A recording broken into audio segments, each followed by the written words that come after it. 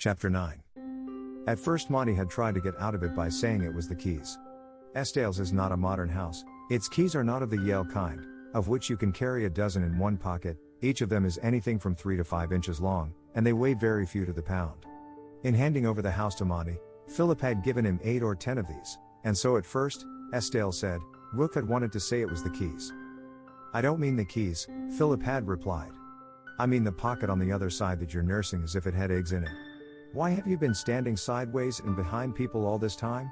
And why did you jump when I wanted to give you a dust, down this morning? Estale's face became animated as at last he warmed up to it all. He spoke almost vehemently. You see, he said, I wasn't going to have any more damned nonsense. I had quite enough of that, hours of it, all this that I'm telling you took place just after tea. So I was as short as you please. Pity. I spoke quite so soon, but I really thought Audrey'd gone. And the idiot hadn't even put the safety catch on, he added with disgust. There was no need to urge him now. He was as resolved to tell his story as before he had been reticent. The only unfortunate thing was that until Monty should return he had so little to tell. So when he saw the key story wouldn't do, he fetched out this pretty little article, he continued, rapping with his knuckle on the writing desk. Just like a kid caught stealing apples he was. I asked him where he got it, and he said on the roof.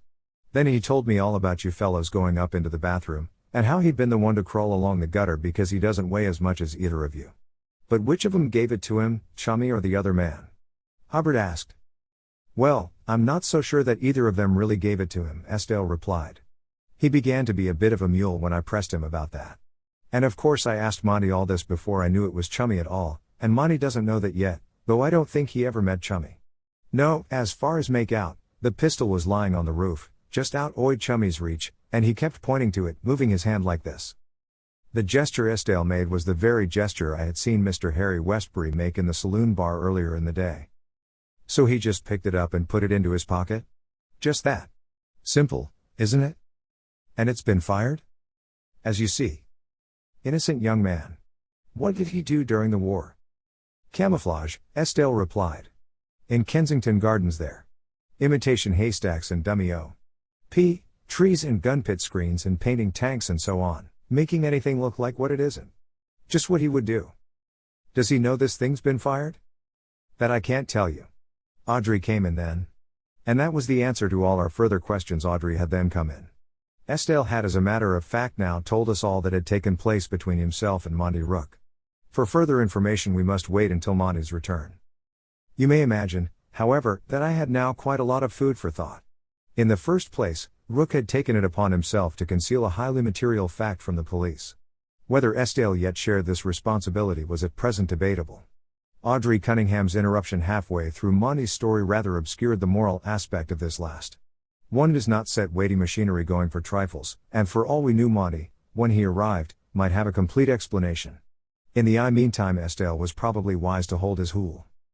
A pistol, however, had undoubtedly backfired, and, as a further examination of the barrel showed, probably recently.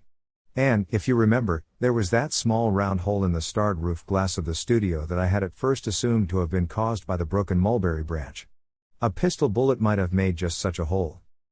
Next I remembered how Estale had been occupied when Hubbard and I had followed him into the studio shortly after his return from the cellar.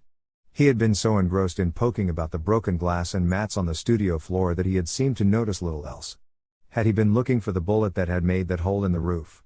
And why had he had the roof blinds drawn, and broken out on Monty when he had wanted to put them back again?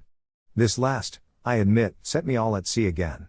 The drawing of the blinds would certainly hide the bullet hole in the pane from anybody inside the house, supposing he wished to hide it, but what about the police who had been on the roof itself at that very moment? The drawing of the blinds inside would hide nothing from them. Why seek to conceal from the rest of us something that if they cared to investigate they could hardly fail to see? One more thing.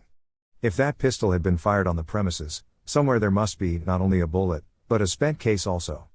I mentioned this, and Estale gave a slight start of recollection. Of course. He exclaimed. Glad you mentioned that. I found the case in the garden. Here it is. I'd honestly forgotten all about it. And, as he fetched it out of his waistcoat pocket and put it down by the side of the pistol, I as honestly believed he had. But there's no sign of the bullet? I asked. I've looked high and low for it, Estale replied. Low, I should say, Because naturally I don't want to go hunting about the roof in the daylight. Too many eyes about. There's no trace of it. But it wouldn't be on the roof if it made that hole in the glass. It would be in the studio. Or possibly, I ventured, in the cellar. But, as Estelle was about to reply, a bell trilled in the kitchen, and, with it, that's Rook, I expect. Estelle put the pistol and the empty case back into the drawer, motioned us to remain where we were, and went out.